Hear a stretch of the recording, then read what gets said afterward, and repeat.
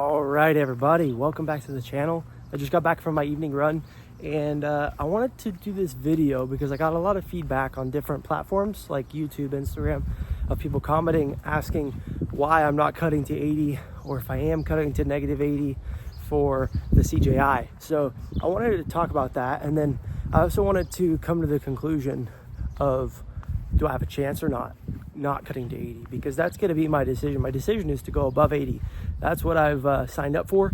Andrew's doing below 80. So I want to cover some points and some topics on why I'm not doing under 80 and why I think I have a chance at going above 80. So hopefully by the end of this video, you guys get a pretty good understanding and you can kind of get a little bit of an insight. And, you know, you can develop your own opinions if you don't agree with like my decision or whatever. You know, it is what it is. But like for me, I'm confident in my abilities. I'm excited to go above 80. So let's go ahead and get into it, guys. For the first point that I want to make on why I'm going above 80 and not below 80, the reason why I've decided to do this is mostly because Andrew's doing under 80. So this all started like maybe a few years back, I think. So Andrew cut to 66 kilograms the year that I won the ADCC trials for the first time. So that West Coast trials, Andrew cut a ton of weight to make 66 when he could have easily done 77 kilos. And I did 77 kilos. So I ended up winning and he ended up losing to Damian Anderson. I don't want to say he lost because of the weight cut, but he did beat Damian like not too long before that.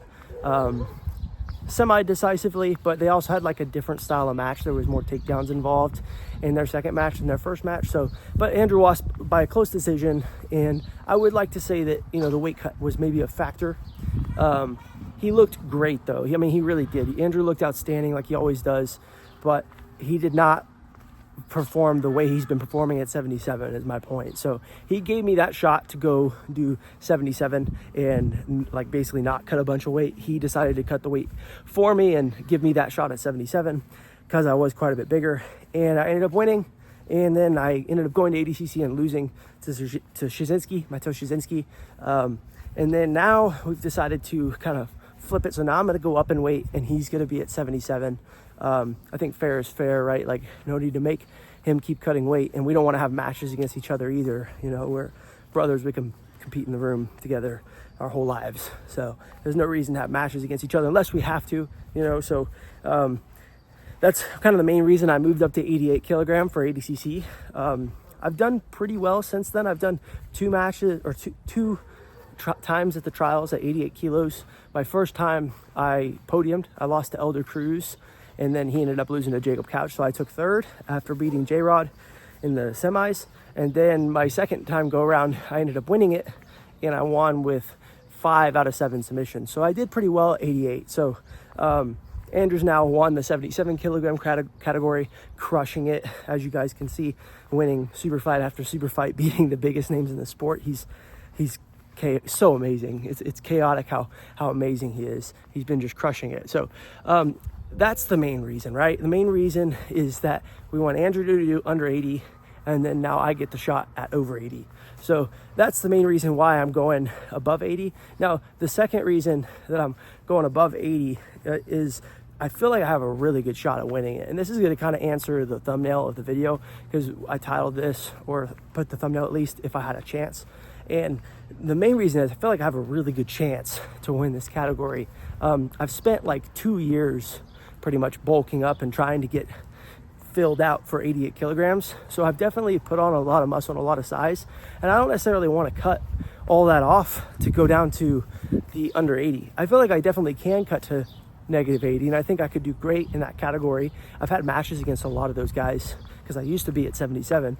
So I think I could do really well, but I think the weight cut, that would be my first time fighting at that weight in forever. I don't think that I would be necessarily as comfortable fighting in a weight class where I cut a bunch of weight rather than fighting at a weight that I'm used to fighting at. So, you know, I've been fighting at this weight, 88 kilo, for almost 2 years now. My first match over 170 pounds was after I hurt my knee. I fought in Japan against Kenta. We fought at 185. I felt great then, and then I had a few more matches at 185, started to feel better and better, and then finally made the jump all the way up to 88 kilo. Did really good at the trials, then I ended up winning a few more matches at 90 kilo, like one against Owen O'Flanagan. So I definitely feel good at this weight now. So that's another main reason, is I don't necessarily want to cut weight, and I feel like I now have a really good shot to win this category at over 80. I wouldn't do it if I didn't feel like I had a chance at winning it. And I feel like my chances are pretty good. I've said this a few times to like some people that have asked me personally, but I don't think I've said this online. And it's no disrespect to anyone in the division, but I feel like I have a really good shot at winning it. I feel like I can beat anyone in the division on my given day. I think if you took a day where I'm feeling outstanding, a day where I'm going to perform outstanding, and you put that version of me in front of anyone in the category, I don't care who it was, I know I can beat all those guys. You know, if you line me up in front of like Gordon Ryan, I think that I might have a little bit of hesitation, being like, that's probably a little bit more difficult. He's like the best of the best. And I'm not saying these guys aren't the best of the best, but I know that at this level, these guys' level, I know I can get that on my given day. Now, the hard part is doing it all in one day, right? Because I'm going to have to fight this guy that like would be a really tough match, and then this guy and this guy and this guy, all on one day. And it might not be the perfect day, right? Like I might not go into the training camp, through the training camp, I might not go into the match feeling 100%. I might have injuries. I might, maybe I've gotten sick or something. So, it's never guaranteed, right? And then on top of that, like I got to beat all these guys in one day, or 2 days, a weekend, which is going to be super tough. So I know that I can beat any one of these guys on my given day. It's just doing it all in one weekend. So that's going to be the challenge for me. And who knows, I could go out there and I could lose first round. So, this is just how jiu-jitsu is. But I know that I'm capable and I'm confident in my abilities. I think probably the favorite in the category, and I don't know about you guys, feel free to comment down below who you think the favorite of this division is, but I feel like the favorite is Victor Hugo. He's been on a tear lately, submitting everyone. He just beat Nicky Rod, I feel like fairly easily. I mean, it looked pretty dominant. Obviously, Nicky Rod isn't easy for anyone, but the way Victor Hugo was able to beat him using guard was really impressive. And then he submitted Big Dan, I think in an Americana. The guy's just on fire.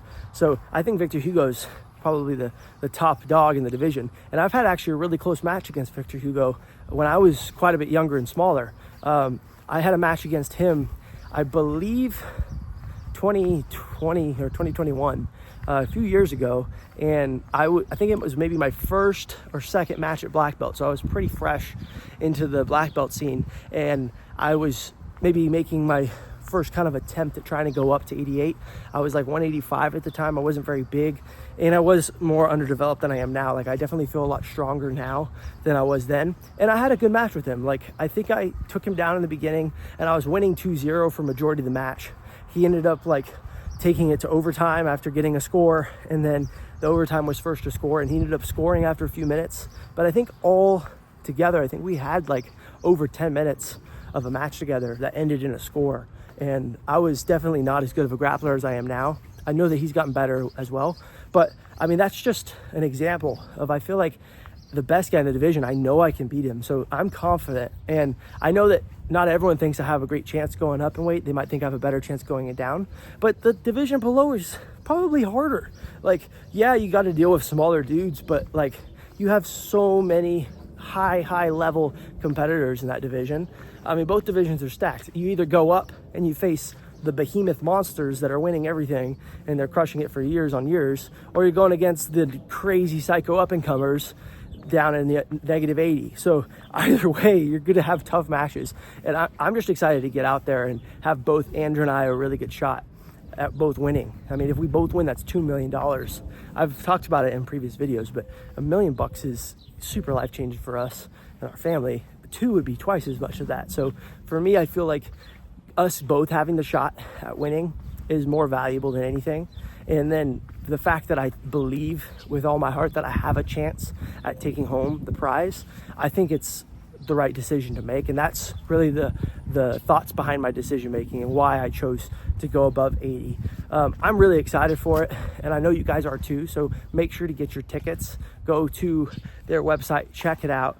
Get those tickets before they sell out, because I guarantee you it's going to sell out. Everything's going to charity, so it gives you even more incentive to get your tickets.